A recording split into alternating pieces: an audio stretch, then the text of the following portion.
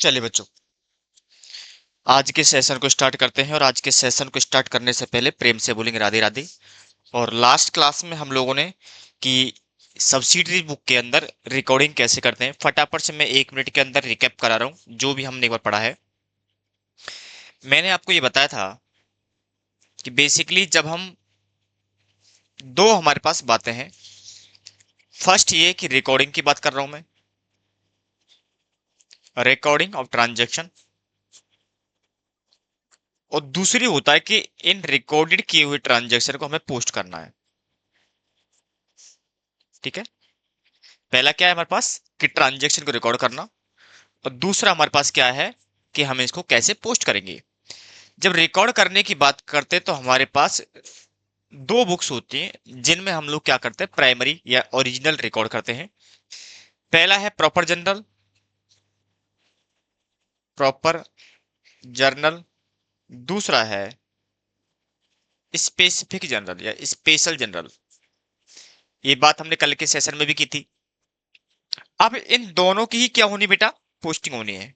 क्या होनी बताओ, दोनों की क्या होनी है, पोस्टिंग होनी है। अब सवाल ये आता है कि सर देखो, हम लोगों ने इसकी बात कर ली कि नॉर्मली जो हम जनरल लेजर बनाते हैं उसमें किस तरीके से हम पोस्ट करेंगे, या हम जो कहते हैं जनरल जो बनाते हैं उसका हम किस तरह पोस्ट करेंगे और किस तरीके से एंट्री करेंगे, हमने दोनों की बात कर ली थी।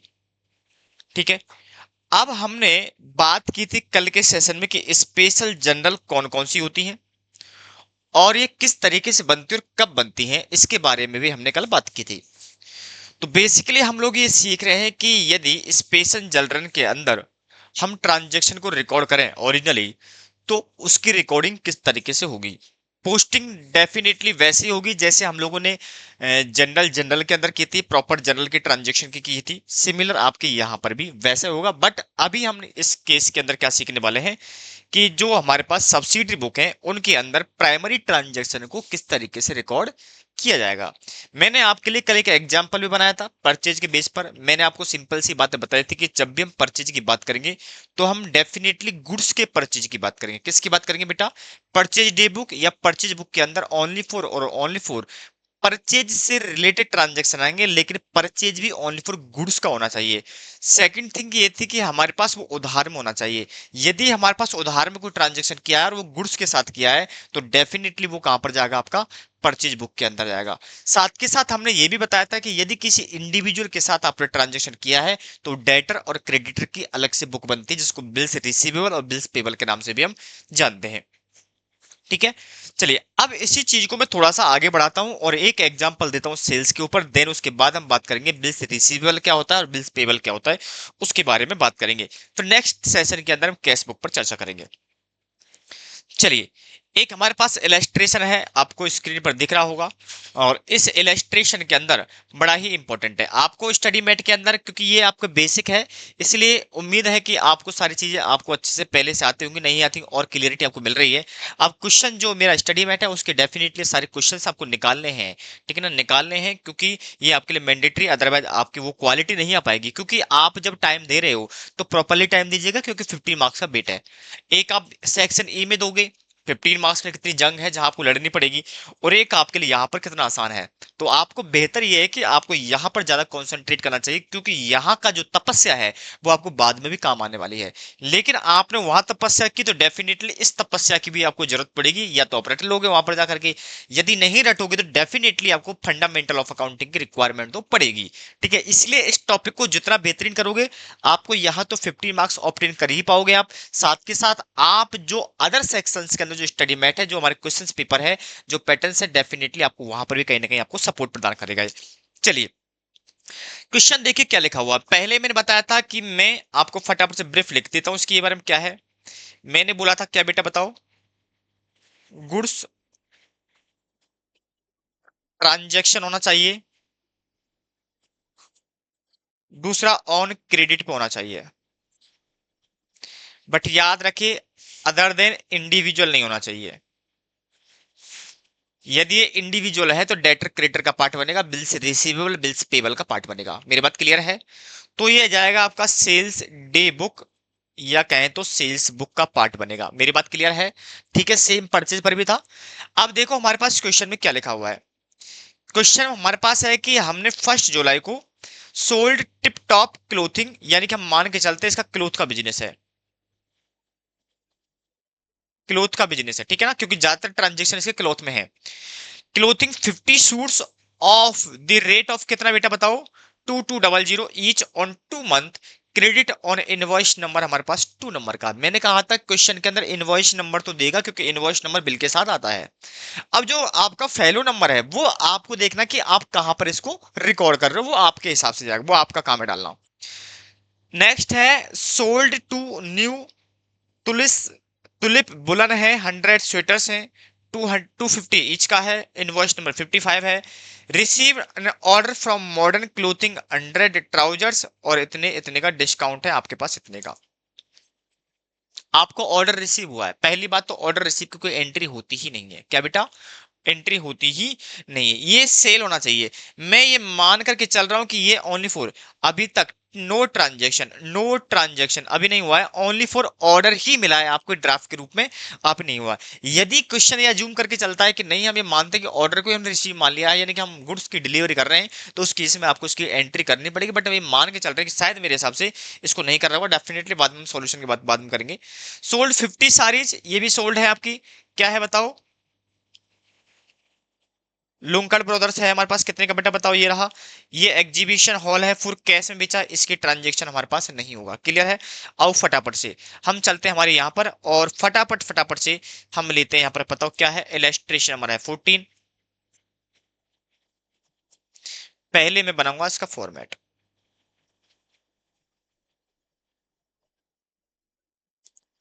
कल की बात है, याद होंगी जो मैंने बताई थी आपके लिए, क्या क्या बताया था बताओ मैंने आपके लिए।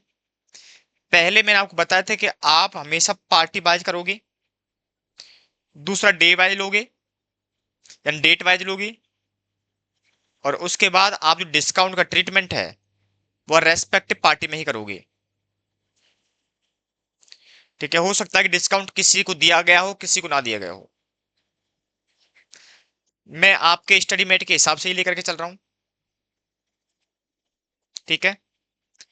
यहां जो था क्या है बेटा, ये सेल्स बुक, सेल्स बुक है आपकी, ये क्या है, सेल्स बुक है। ये है डेट, पर्टिकुलर, ये आपका invoice number,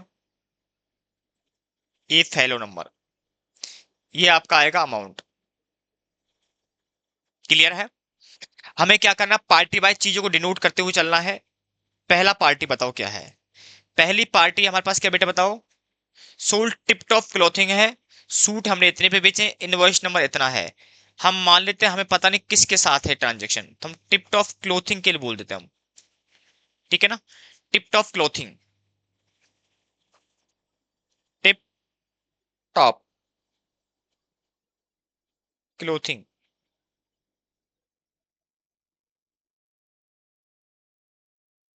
tip top clothing, ठीक है।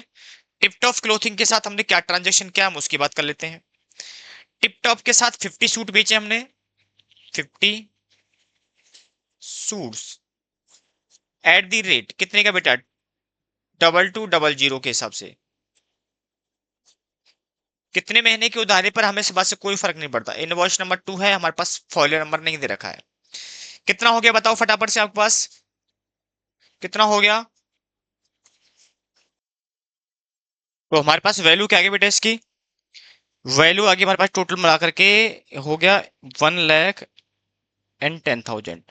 आप देख लो आपके पास डिस्काउंट दे रखा है क्या, नहीं, इस केस में कोई भी ट्रेड डिस्काउंट आपके पास अवेलेबल नहीं है, तो उसको मैं एडजस्ट नहीं कर पाऊंगा, ठीक है। पहली पार्टी का ब्लॉक हो गया, इस पार्टी को यहीं पर बंद कर दो, टिप टॉप क्लोथिंग यहीं खत्म हो जाएगा। नेक्स्ट देखो हमारे पास क्या है, नेक्स्ट है हमारे पास न्यू तुलिप बुड़न है हमारे पास, है ना, तो मैं यहां डाल दूं न्यू तुलिप वुडन, ये हमारे पास कंपनी का नाम है। हमने इसके साथ क्या ट्रांजेक्शन किया है, बोला 100 स्वेटर्स लिए हमने 250 ईच के हिसाब से, तो यहां लिख दो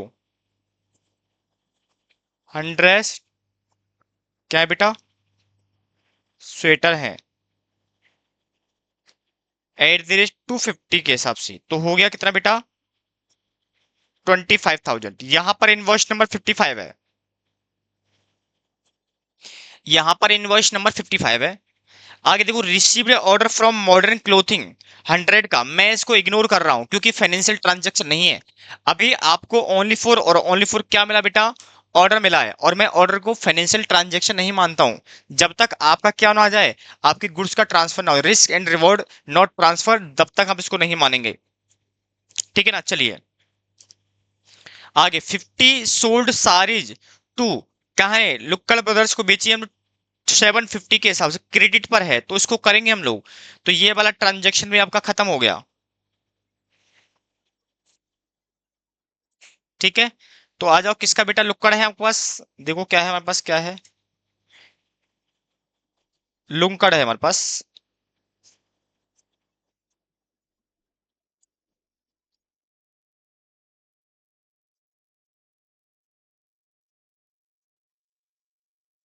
ब्रदर्स, लुक्कड़ ब्रदर्स है। क्या किया इसके साथ हमने ट्रांजेक्शन, बताओ, हमने किया इसके साथ ट्रांजेक्शन, 50 सारीज लिए हमने,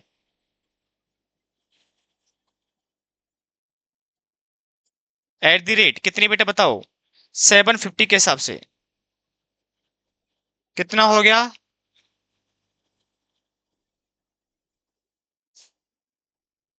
37,500 का।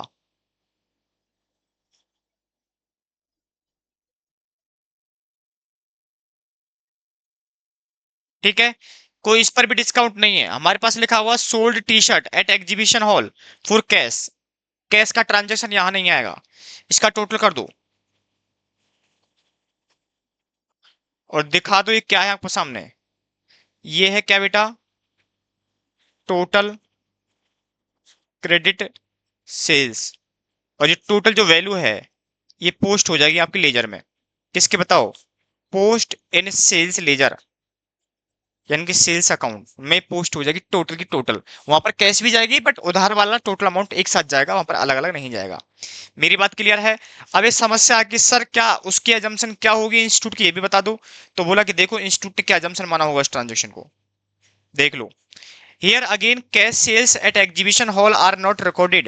Also, merely getting an order for goods is not a transaction to be entered in the sales book. मेरी बात क्लियर है, वो ऑर्डर रिसीव हुआ है आपको, ओनली फॉर ओनली बात हुई है, ठीक है भैया, मैंने देखा, आप बताओ माल दोगे नहीं दोगे, अभी आपका डील नहीं होगा, हम देंगे कि नहीं देंगे, तो डिलीवरी का यहाँ पर कोई कंसेप्ट दिख नहीं रहा हमें, तो हम इस बात को यही मान के चलेंगे कि भैया ये हमारे पास क्या था, उधार का ट्रांजेक्शन नहीं, ट्रांजेक्शन ही नहीं हुआ है, इसीलिए इसको बुक्स ऑफ अकाउंट्स में हम रिकॉर्ड नहीं करेंगे। मेरी बात क्लियर है। अब चलो, मैं अब लास्ट जो आपको समझाने वाला हूं वो समझा रहा हूं, बिल्स पेबल और जनरल, यानी कि बिल्स पेबल और बिल्स रिसीवेबल। इसमें रिसीवेबल नहीं आया क्या, चलो कोई दिक्कत नहीं है, क्या लिखा हो देखो, the bills general is books of original entry, वही है, कोई दिक्कत नहीं, mean recording the bills of exchange issue the supplier. मेरी बात क्लियर है। यदि आप बिल्स रिसीवेबल और बिल्स पेबल, एक होता है आपने उधार माल इंडिविजुअल से खरीदा है, इंडिविजुअल से बेचा है, यदि इंडिविजुअल के साथ उधार में माल लिया है तो क्रेडिटर में जाएगा, इंडिविजुअल को आपने माल उधार में बेचा है तो डेटर अकाउंट में जाएगा, यानी कि कहें तो ये कौन सा बेटा, इसको इसको बोलते हैं हम सप्लायर, उसको बोलते हैं कस्टमर लेजर। मेरी बात क्लियर है। यदि आपने बिल्स ऑफ एक्सचेंज के साथ, बिल ऑफ एक्सचेंज के साथ ट्रांजेक्शन किया है और ये इंडिविजुअल के साथ किया है तो डेफिनेटली वो कहा जाएगा, बिल्स रिसीवेबल और बिल्स पेबल में जाएगा, यानी कि ये आपका क्या है, बिल्स रिसीवेबल बिल्स पेबल, आपने किसी का एक्सेप्ट किया है तो बिल्स पेबल में जाएगा, और आपने किसी से रिसीव किया है बिल्स तो वो आपका रिसीवेबल में जाएगा। मेरी बात क्लियर है। ठीक है, लिखा हुआ क्या, home goods have been purchased on credit, all entries in the books are made from the bills of exchange accepted against the suppliers, ये सप्लायर के अगेंस्ट में जाएंगे, जब हम क्रेडिटर का अकाउंट बनाएंगे तो ये वहां पर सारी सारी क्या होगी, कंप्लायंस हो जाएंगी। आगे देखिए क्या लिखा था, total of the bills payable during a period posted in bills payable account, याद रखना बिल्स पेबल में दोनों जाएगा, आपका वहां पर क्या जाएगा बेटा बताओ, आपके एक्सचेंज के थ्रू भी जाएंगे और आप जो क्रेडिटर वाले हैं वो भी यहाँ पर ट्रांजेक्शन जाएंगे। While individual transaction posted in personal ledger account, यानी कि कहते रेस्पेक्टिव सप्लायर अकाउंट, क्रेडिटर और सप्लायर लेजर, ये हमने इंडिविजुअल पहले ही हमने बात कर ली थी। ठीक है। आई होप आप लोगों को ये बात बिल्कुल समझ में आ रही होंगी, जहां तक कोई दिक्कत नहीं होगी। इसके बाद हम बात करेंगे केस कैश लेजर की। किसकी बात करेंगे? कैश लेजर की। कैश लेजर के बारे में आपको डेफिनेटली ओवरव्यू दूंगा। देखो प्रैक्टिस तो आपको ही करनी है, प्रैक्टिस में हम कुछ कर नहीं पाएंगे, इसलिए प्रैक्टिस पर ज्यादा ध्यान देने की आपको जरूरत है। और आपके लिए पता है कंटेंट पूरा है आपके पास, तो उस कंटेंट को आपको डेफिनेटली कवर करने की भी जरूरत है। ठीक है। इसमें जो भी क्वेश्चन उठाओगे डेफिनेटली वो आपके पास होंगे। रिकंसिलिएशन कैश बुक खत्म होने के बाद हम कराएंगे, क्योंकि रिकंसिलिएशन क्वेश्चन आपको हर बार एग्जाम में आता है। मैं इसको एनालिसिस भी कराऊंगा। मैं आपको डेफिनेटली, मेरे पास जो पिछले अटेम्प्ट में, पिछले जो न्यू सिलेबस के अटेम्प्ट में जितनी बार आपका एग्जाम हुआ, मेरे साथ 4 टाइम्स हुआ। अभी 4 टाइम्स का मैंने एनालिसिस कर रखा है, कब कौन से अटेम्प्ट में कौन कौन सा क्वेश्चन आया। डेफिनेटली मैं उस पर पर्टिकुलर सेशन बनाऊंगा, ठीक है ना। और वो मैं रिकंसिलिएशन से पहले बनाऊंगा, क्योंकि रिकंसिलिएशन को आपको सीरियस कब लेता बच्चा? जब लगता है एग्जाम में आएगा, एग्जाम में आएगा तब जाकर उसको बात को सीरियसली सुनता है। तो इसलिए जब मैं आपके लिए टॉपिक स्टार्ट करूंगा, क्योंकि मैंने क्या किया कि इनको भी कवर नहीं किया, बड़े बड़े टॉपिक्स का हमारा एनालिसिस कर रखा है। मैंने यहाँ पर इस बेसिक का एनालिसिस नहीं कर रखा, क्योंकि बेसिक के क्वेश्चन आपको हर जगह देखने को मिलेंगे। इसलिए छोटे छोटे एक एक दो दो नंबर के जो टॉपिक्स हैं मेरे को यहाँ पर कवर नहीं करने की कोशिश की। जो एवीसी एनालिसिस में कराने वाला हूँ वो बहुत शानदार होने वाला है। ठीक है। चलिए, तो मैं क्या बात कर रहा था मेरे बच्चे? मैं बात कर रहा था कैश लेजर की। अब इसके बाद जो हम बात करेंगे सब्सिडरी बुक में कैश लेजर की बात करेंगे कि भैया कैश बुक क्या होती है। Cash book, cash book definitely इसके ऊपर 2 सेशन लूंगा कैश बुक के ऊपर, फिर हम रिकंसिलिएशन बात करेंगे।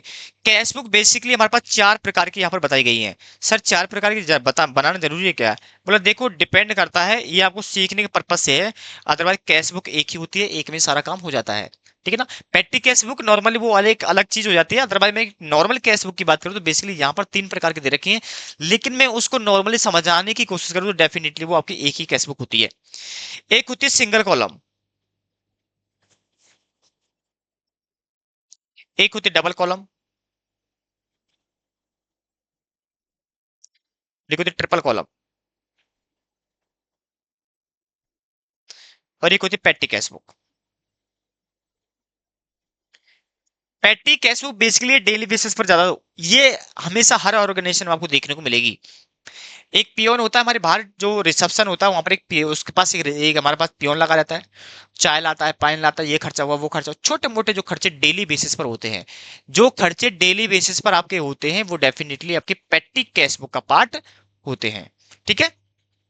और इसके अलावा जो भी आपके कैश और बैंक में ट्रांजेक्शन हुए हैं, अब देखो क्या है, यहां only for only cash transaction, इस बुक में ओनली फॉर और ओनली फॉर कैश में जो भी ट्रांजेक्शन हुए हैं वही ट्रांजेक्शन जाएंगे, इसके अलावा कोई ट्रांजेक्शन यहां पर नहीं आएगा। इसके अलावा डबल कॉलम है, डबल कॉलम के अंदर क्या होगा, कैश प्लस बैंक, दोनों तरीके के यहाँ पर ट्रांजेक्शन देखने को मिलेंगे। यदि कोई ट्रांजेक्शन आपने या तो डायरेक्टली कैश में किया है, या आपने कोई ट्रांजेक्शन कैश में नहीं किया, वो आपने बैंक में किया, जो कि चेक, वाई वेब चेक, ठीक है, वाई वेब ड्राफ्ट, कुछ भी हो सकता है। तो जो भी ट्रांजेक्शन आप बैंक के थ्रू किया तो भी यहां आएगा, और कैश में किया तो वो यहां आए, यानी कि यहां पर हम 2 कॉलम क्रिएट करेंगे, एक कैश का होगा और दूसरा हमारे पास साथ के साथ किसका होगा बेटा, बैंक का भी होगा। ट्रिपल कॉलम में क्या होता है कि यहाँ पर 3 कॉलम क्रिएट हो जाएंगे। कितने बेटा? 3 कॉलम क्रिएट हो जाएंगे। सर 3 कॉलम में क्या होगा ऐसा? बोला एक में आएगा कैश, एक में आएगा बैंक, और एक में आएगा डिस्काउंट। क्या आएगा? डिस्काउंट। क्या हम इसको ऐसा नहीं कह सकते यहां पर कैश प्लस डिस्काउंट? हाँ ये भी हो सकता है, ठीक है। वो डिपेंड करता है ट्रांजेक्शन के हमारे पास क्या डिमांड है, ठीक है। तो यहां पर हम definitely single double triple 3 column पढ़ेंगे। पेटी कैश बुक पढ़ेंगे। पेटी कैश बुक थोड़ा सा होता है, ठीक है ना, हल्का सा इसमें एक ड्राफ्टिंग का थोड़ा सा रोल होता है, अदरवाइज इसमें कुछ है कुछ भी नहीं है, बहुत आसान चीजें हैं। खुद बोलता है पेटी कैश बुक बनाओ, जब ऐसे खुद ही बोलते पेटी कैश बनाओ तो कैसे पता लगेगा कौन सी कैश बुक बनानी है आपको? पेटी कैश बुक के ट्रांजेक्शन आपके नॉर्मली उसमें भी आ सकते हैं। किस में आ सकते हैं? नॉर्मल कैश बुक में भी आ सकते हैं, जो कि सिंगल कॉलम हो, डबल कॉलम हो या ट्रिपल कॉलम हो, इनमें भी वो आ सकते हैं। ठीक है। चलिए, बट इनमें गुड्स से रिलेटेड ट्रांजेक्शन नहीं होता है। कैश वाले में जो होता है गुड्स से ट्रांजेक्शन, गुड्स से रिलेटेड ट्रांजेक्शन जो हमारे पास होते हैं स्पेक्टी कैश बुक में नहीं होते, बट इसमें हमारे पास होते हैं।